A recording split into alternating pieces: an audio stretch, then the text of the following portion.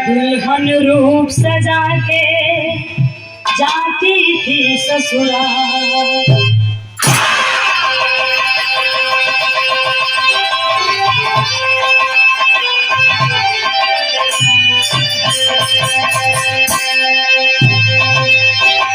भैया, एक लड़की थी जिसका नाम था चित्रा। चित्रा की जब शादी हुई और चित्रा दुल्हन बनकर जब डोली में बैठकर ससुराल जाने लगी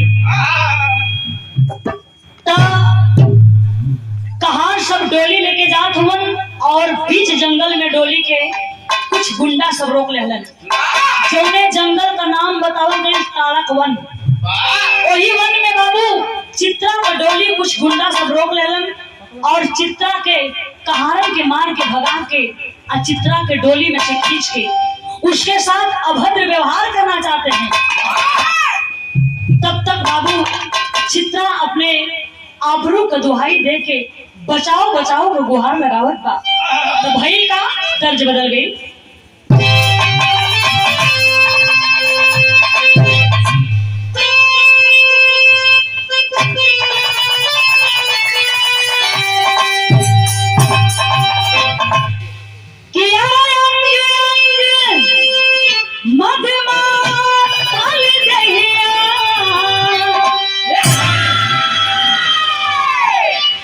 कोनो प्रेमिका अपना प्रेमी से कहे जैसे हम एक क्षण भर के लिए भरोसा जिसे कहते हैं।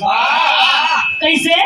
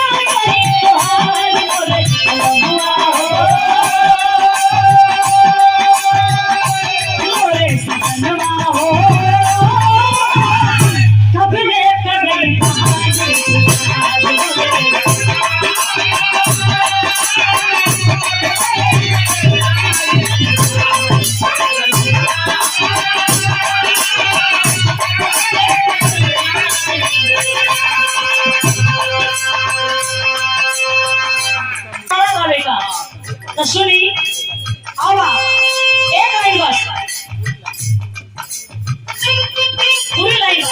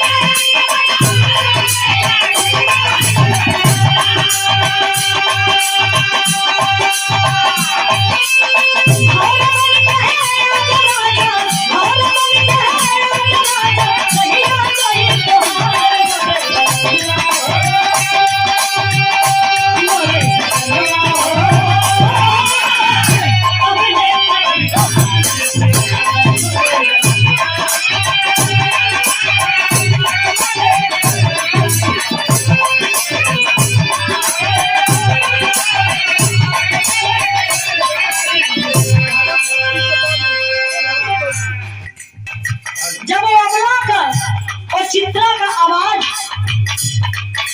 जंगल में गई बा तो के सुन लेगा जरा आप लोग गौर कर जाइए।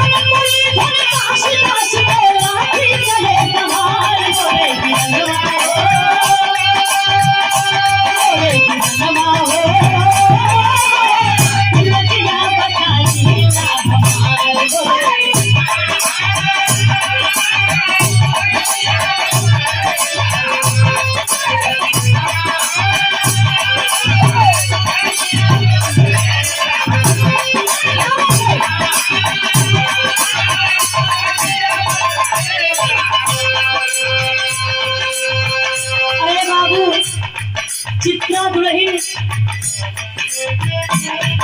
जंगल में चिल्ला रहल बा, बचाओ बचाओ का गुहार लगावत बा। जब ये आवाज और जंगल में काशीदास वाला जे गाय चरावत रहल, जेकर पूजा आज बड़े हर्षो उल्लास से माहौल गई। जब उनके कान में ये ध्वनि ये आवाज पड़ल, बाबू लाठी लेके तैयार हो गईलन। और जब गईलन वहां तो देखा फोन की एक दुल्हन की इज्जत कुछ गुंडे लूटने की कोशिश कर रहे हैं। कैलन वो औरत उस दुल्हन काशी ग्वाला को देख के और जाके झरझर झरझर रोवे लगल, कहलस भैया हमार लाज के पापियन से बचाला, भैया हमार लाज के पापियन से बचाला। तब काशी ग्वाला कैलन का मारी मारी पापियन के बिहान गिराई।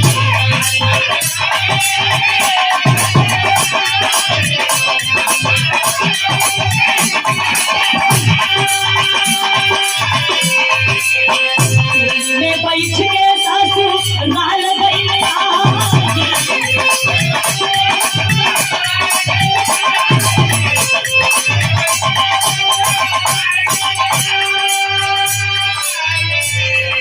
साथ सजन सजन साथ मोरी मात सजन के अरबी लैला जाला।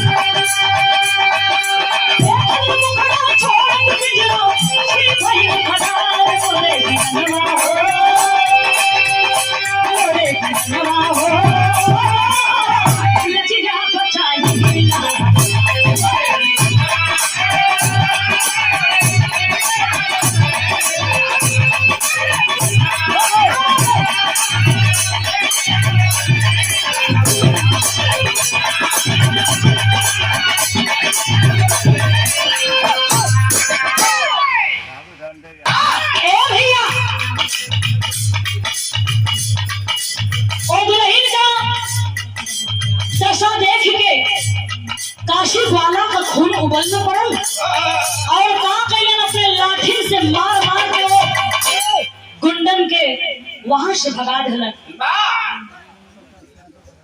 अरे भैया का कैलन काशी ग्वाला ओ हरामजादन से गुंडन से चित्रा के इज्जत बचौलन और चित्रा के कहारन के कहलन कि मेरी इस बहन की डोली उसके ससुराल पहुंचा दो। चित्रा का के लिए अपने आंचल के भाग में से थोड़ा सा टुकड़ा फाड़ के और काशी ग्वाला के हाथ में बांध के कहलस कि भैया आज से आप हमारे धर्म का भाई और हम आपके धर्म का बहन हैं। अरे बाबू डोली चित्रा को उसके ससुराल पहुंची। सुहाग रात में जब चित्रा का पति चित्रा का घूंघट उठौलन, घूंघट उठौते ही चित्रा के पति के पेट में प्रमाण मिलेला कि बड़ा तेज का दर्द शुरू है और वही चित्रा के पति का प्राण ये दुनिया से निकल गई, ये दुनिया से वो चल रहलन। और जब ये बात ये खबर घर वालन के परिवार वालन के पता चलल तो कहल अरे ये औता परे सुहाग के खा गई, मारा मारा नहीं तो पूरे परिवार के खाना ही। अरे बाबू का कैलन वो परिवार का लोग चित्रा के मार के ओकर दोनों आंख फोड़ देलन और ओकर बीच जंगल में जाके लखेट देलन। बेचारी चित्रा अर्धरात्रि में जंगल में भटक रहल बा और विलाप कर रहल बा। जब ये आवाज फिर काशीदास के कान में गई तब भैल का टेरी में भाव लगन।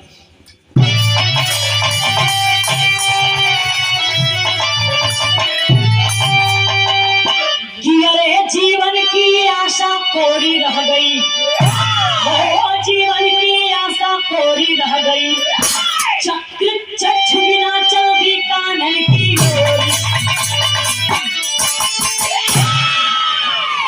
चक्र चक्ष बिना चलती कानन की ओरी, जीवन की आशा कोरी रह गई।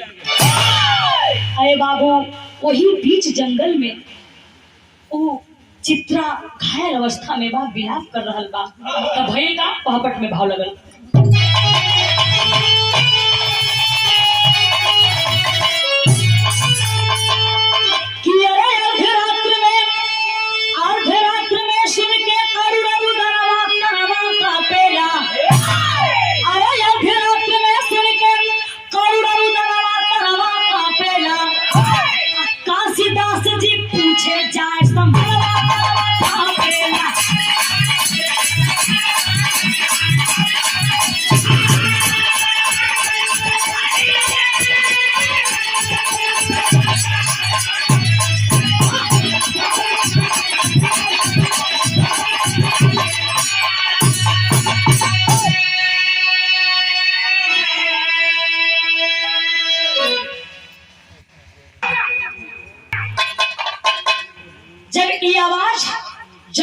काशीदास जी के कान में पड़ल, दौड़ के गईलन, कहलन अरे बहन तुम और तुम्हारे ये दशा कैसे हो गई? बहन रो रो के बाबू चित्रा सारी बात के बतौलस और सारी बात बता के अंतिम बात का कहले बा आधी चेतना में चित्रा भैया से बोलल पानी हो, अंत समय में हाथ से अपने हमें पियाला पानी हो।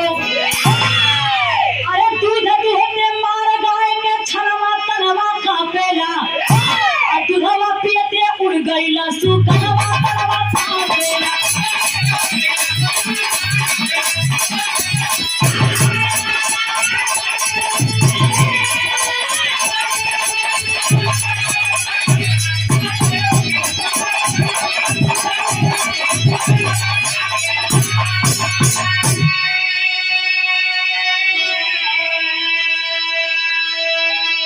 अरे बाबू चित्रा रो रो के कहत बा कि भैया अब तो हमारा अंतिम समय हमके लगत है आ गई बा, हमरे ए अंतिम समय में हमें बस एक घुट पानी पिला दा, हम प्यास से तड़प रहल हैं।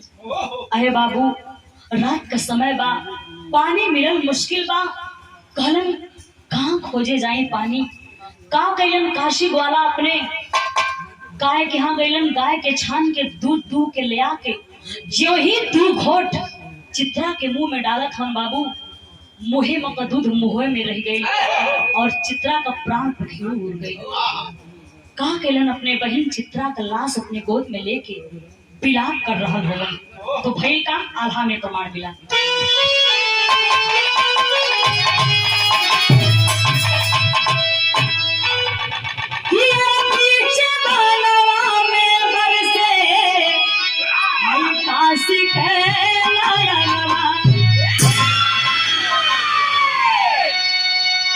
रोवेला बहिन कैलाश गोदी में उठा,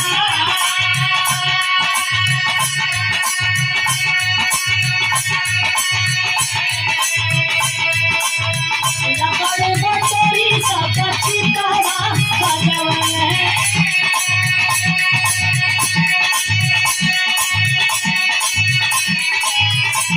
सरमिया जोगी बाबा गैया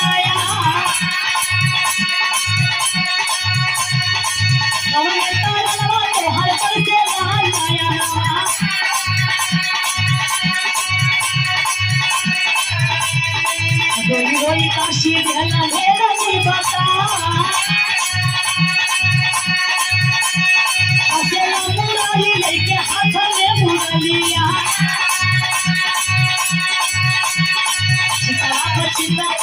चितवा पर चिता दुर्गा रूप में देखा।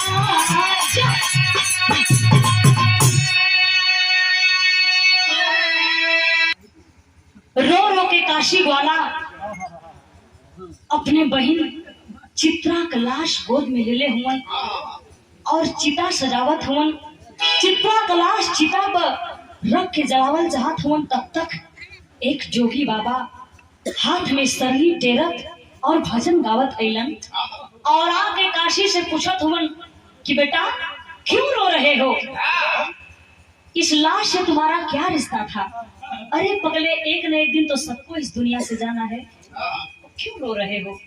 अरे बाबू सारी बात के काशीदास जी रो रो के बतावत हुवन, तब तक देखत हुवन कि जौन जोगी बाबा के हथवा में सरंगिया रहल वो मुरली के रूप में हो गई और वो जोगी बाबा कृष्ण के रूप में हो गई और चिता पर देखत हुवन कि चिता पर चित्रा दुर्गा रूप में हो गई। जाके दोनों जाने के पैर पर काशीदास जी गिर गई और दोनों जाने भगवान कन्हैया और दुर्गा माँ कहली कि काशी हमने तुहरे भक्ति का परीक्षा लेत रही है और तू भक्ति में पास हो गईला। पैर पर गिर के काशीदास जी कहलन कि आप दोनों जाने का दर्शन मिल गई, हम धर गईली। कन्हैया जी कहला अच्छा कुल बात छोड़ा, बड़ा भक्ति भजन हमार कैला, ई बतावा तो के का चाहिए? काशीदास कहलन जवन मांगब तवन देबा। तब का कहलन, कहलन जवन मांगब तवन देबा। कहलन अरे पागल मांग के तो देखो। तब बाबा काशीदास जी कृष्ण कन्हैया से का मांगलन, जरा आप लोग गौर करेंगे।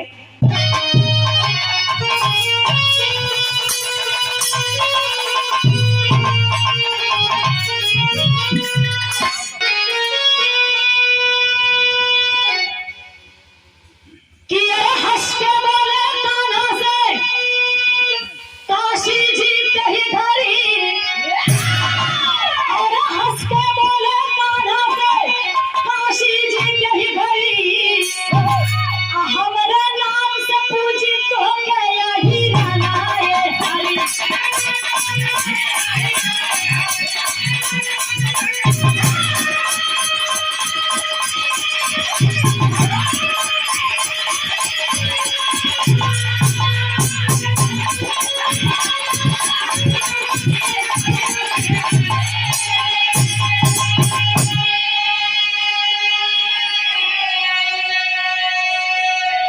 काशी द्वारा जी कहलन कि प्रभु अगर दिहला चाहतवा तो हमके ई वरदान दा कि पूजा आपका होखा लेकिन नाम हमार होगा।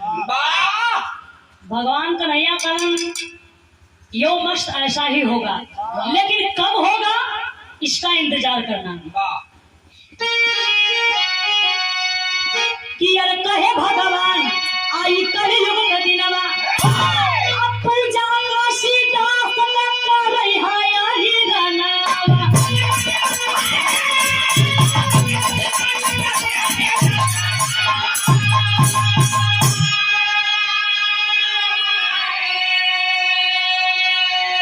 कि वन शक्ति के नाम से दुर्गा पूजा का चढ़ी, अरे वन शक्ति के नाम से पूजा दुर्गा का चढ़ी, तो हमरा नाम से पूजित हो गया ही राना ये हरी।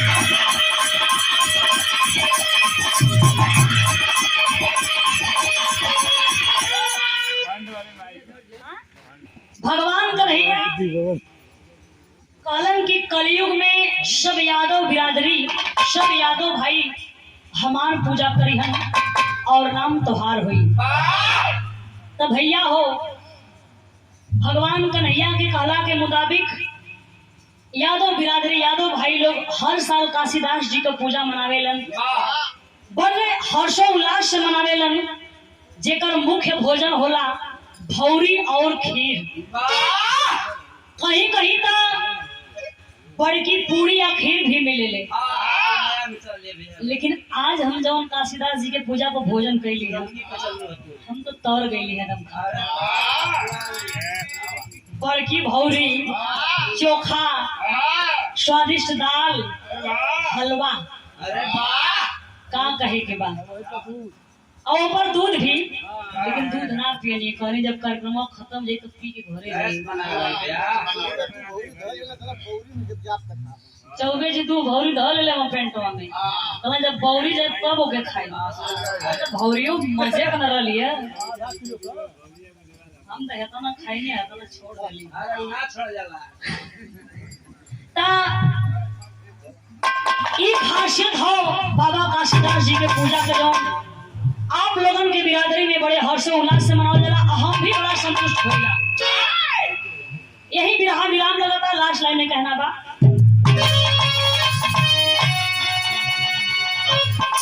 कि गुरु बिहारी गुरु गणेश काशी से कृष्ण की पूजा